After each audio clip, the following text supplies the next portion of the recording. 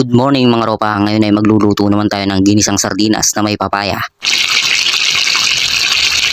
Yan ang lulutuin natin ngayon, kaya samahan nyo muna ako kumuha ng papaya. Lakad lang tayo dyan, tapos may makikita pa tayong tatlong siga ng daan.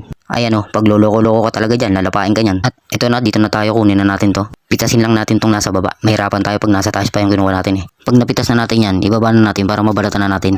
Pag natapos natin balatan yan, biyakin natin at hiwain natin sa maninipis.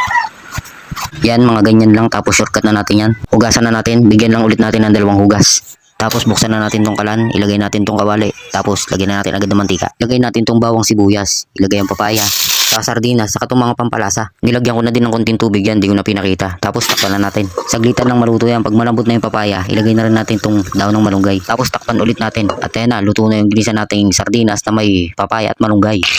Sumandok na nga din pala ako dyan ng kakainin ko. Kaya tara, samahan nyo muna ako kumain. Kain tayo.